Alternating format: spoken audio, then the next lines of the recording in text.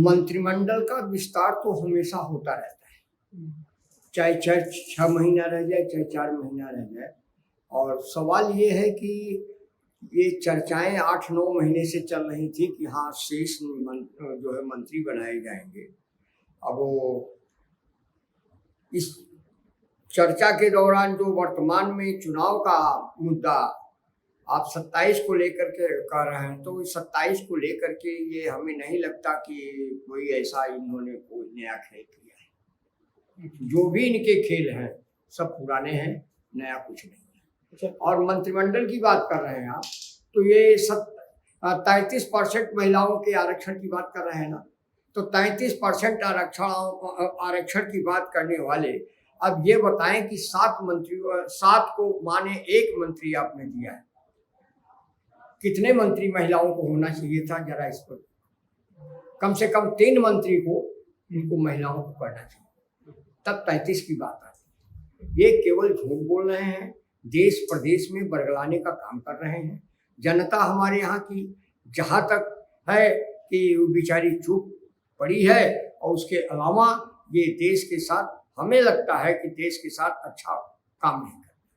प्रधानमंत्री मोदी ने बोला कि 1 साल तक कोई सोना ना खरीदे, डीजल पेट्रोल वाली कार का इस्तेमाल ना करें, विदेश घूमने ना जाएं।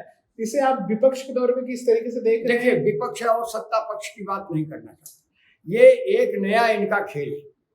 आपको बताऊं कि माननीय लाल बहादुर शास्त्री जी देश के प्रधानमंत्री थे।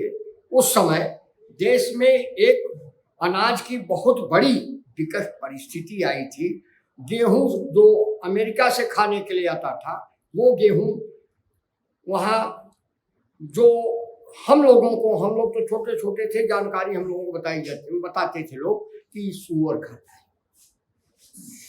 है, और वही गेहूं यहाँ खाना शुरू किया।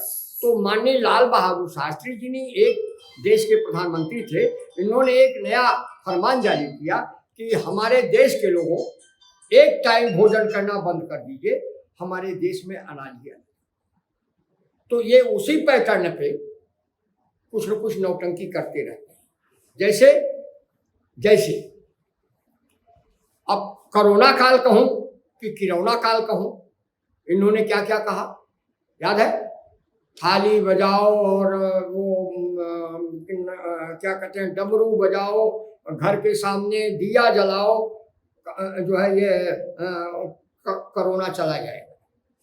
उससे ऐसे महान पुरुष आप नहीं हो सकते। महान पुरुष के क्रियाकलापों को पहले समझने की कोशिश करिए माननीय देश के प्रधानमंत्री जी, तब आप देश की गरिमा को समझ पाएंगे। लगन ब्याह शादी में तो लोग सोना मांगते ही हैं, सोना देते हैं, सोना लेते हैं, सोना देना पड़ेगा, और नहीं देंगे तो बारात वापस हो जाएगी। तो ये जो है शादीशुदा व्यक्ति क्या जानेगा, जो अपने बहन के यहाँ, अपने भाई के यहाँ रहती हो जिनकी पत्नी, वो देश के बारे में क्या बात करें।